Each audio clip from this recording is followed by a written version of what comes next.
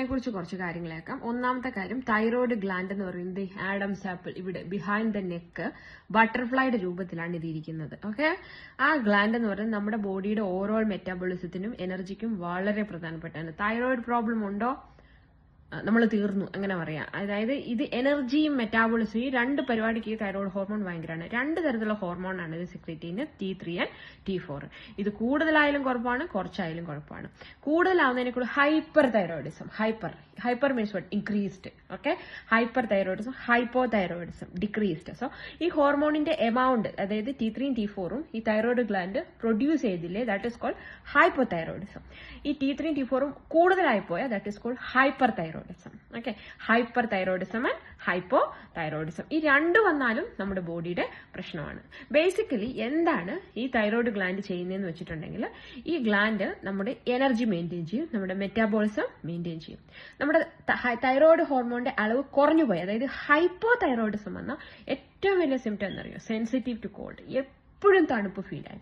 നിങ്ങൾ ഓർത്തോ, നിങ്ങൾക്ക് തണുപ്പ് വരുവാണെങ്കിൽ, നമുക്ക് എപ്പോഴും തണുപ്പ് തോന്നും. നല്ല ചൂടത്തും തണുപ്പ് വരാണ് അതിന്റെ അർത്ഥം നിങ്ങളുടെ തൈറോയ്ഡ് ഹോർമോൺ പ്രോബ്ലം ഉണ്ട്. Sensitive to cold. അതിന്റെ അർത്ഥം എന്താണെന്ന് പറയുക, ഹൈപ്പോ തൈറോയിഡിസം. നിങ്ങളുടെ തൈറോയ്ഡ് ഹോർമോണിന്റെ അളവ് വളരെ കുറവാണ് ആവശ്യത്തിനുള്ളതിനേക്കാളും, അതുകൊണ്ടാണ് നിങ്ങൾക്ക് അങ്ങനെ തോന്നുന്നത്. ഓക്കെ, പിന്നെ കോൺസെൻട്രേറ്റ് ചെയ്യാൻ പറ്റില്ല. If you have hypo thyroidism നിങ്ങൾക്ക് ഒന്നിനും ശ്രദ്ധിക്കാൻ പറ്റത്തില്ല. ബിക്കോസ് സൈക്കോളജിക്കലി ഭയങ്കര ഇൻഫ്ലുവൻസ് ഉണ്ട് ഈ ഹോർമോൺ. അപ്പം നിങ്ങൾക്കൊന്നും കോൺസെൻട്രേറ്റ് ചെയ്യാൻ പറ്റില്ല, ഭയങ്കര ഡിപ്രസ്ഡ് ആയിട്ട് തോന്നും. പിന്നെ എന്താന്ന് വെച്ചിട്ടുണ്ടെങ്കിൽ മെൻസ്ട്രൽ പ്രോബ്ലം. ലേഡീസിന് മെൻസ്ട്രൽ ചേഞ്ചസ് ഭയങ്കരമായിട്ടുണ്ടാവും. നിങ്ങൾക്ക് മെൻസ്ട്രൽ ചേഞ്ചസ് വരുന്നുണ്ട്, ഭയങ്കര തണുപ്പ് ഫീൽ ചെയ്യുന്നുണ്ട്, ആകെ ഒരു മന്തിപ്പ്. ഓക്കെ, ഒന്നിനും കോൺസെൻട്രേറ്റ് ചെയ്യാൻ പറ്റുന്നെങ്കിൽ എന്തായാലും ഹോസ്പിറ്റലിൽ പോയി ബ്ലഡ് ടെസ്റ്റ് ചെയ്യണം. അതിന്റെ അർത്ഥം നിങ്ങളുടെ തൈറോയിഡിന്റെ എമൗണ്ട് കുറവുണ്ടെന്ന് തന്നെയാണ്. പിന്നെ വെയിറ്റ് ഗെയിൻ, അൺനെസസറി ഒന്നും കഴിക്കുന്നുണ്ടാവും പക്ഷെ വെയിറ്റ് ഭയങ്കരമായിട്ട് കൂടിയിട്ടുണ്ടാവും, വെയിറ്റ് ഭയങ്കരമുണ്ട്. അപ്പം തണുപ്പ്, ഓക്കെ, എല്ലാത്തിനും ഒരു മടുപ്പ്, ഭയങ്കര ഡിപ്രസ്ഡ് ആയി തോന്നുന്നു, ഒന്നിലും കോൺസെൻട്രേറ്റ് ചെയ്യാതിരിക്കാൻ പറ്റുക, ഒന്നും കോൺസെൻട്രേറ്റ് ചെയ്യാതിരിക്കാൻ പറ്റുക. പിന്നെ എന്താ പറയുക, വെയിറ്റ്. പിന്നെ പീരിയഡ്സിന്റെ സമയത്തും പീരിയഡ്സ് ഉണ്ടാകുന്നതിന് മുമ്പും മെൻസ്ട്രൽ ചേഞ്ചസ്, ചിലപ്പോൾ അത് വരാതിരിക്കുക.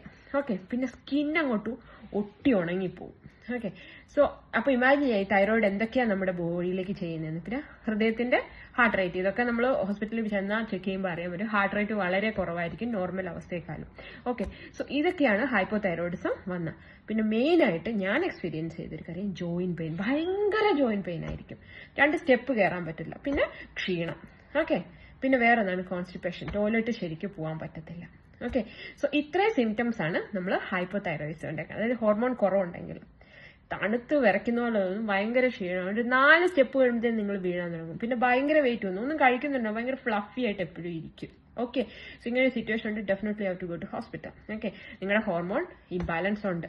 ഹൈപ്പർ തൈറോയിഡിസം ഇതിന്റെ ജസ്റ്റ് ഓപ്പോസിറ്റ്, അതായത് ഹോർമോൺ കൂടുതലാണെന്നുണ്ട് ഭയങ്കരമായിട്ട് മെലിയും, എന്തൊക്കെ കഴിച്ചാലും ഭയങ്കരമായിട്ട് മെലിയുന്നുണ്ടാവും. പിന്നെ ചൂട് ഇൻടോളറൻസ് ഉണ്ടാവും. ഓക്കെ, മറ്റേത് ഞാൻ പറഞ്ഞ സെൻസിറ്റിവിറ്റി ടു കോൾഡ് ആണ്, ഇത് ഹീറ്റ് ഇൻടോളറൻസ് വരും. ഓക്കെ, സോ അതാണ് ഏറ്റവും വലുതായിട്ട് ഹൈപ്പർ തൈറോയിഡിസത്തിൽ കാണുന്നത്. പിന്നെ ഭയങ്കര നെർവസ്നെസ്, ഈ ഡിപ്രഷനും സൈക്കോളജിക്കൽ പ്രോബ്ലം രണ്ടിനും ഉണ്ടായിരിക്കും. പിന്നെ ഹാർട്ട് റേറ്റ് കുറവാണ് ഹൈപ്പർ തൈറോയിഡിസം എങ്കിൽ, ഇത് ഹാർട്ട് റേറ്റ് കൂടുതലായിരിക്കും. പിന്നെ കോൺസ്റ്റിപ്പേഷൻ അവിടെയാണ്, ഇവിടെ കോൺസ്റ്റിപ്പേഷൻ അല്ല, ഫ്രീക്വന്റ് ബോൾ മൂവ്മെന്റ്, എപ്പോഴും വയറ്റി സൗണ്ട് ഉണ്ടായിക്കൊണ്ടിരിക്കും. ഓക്കെ,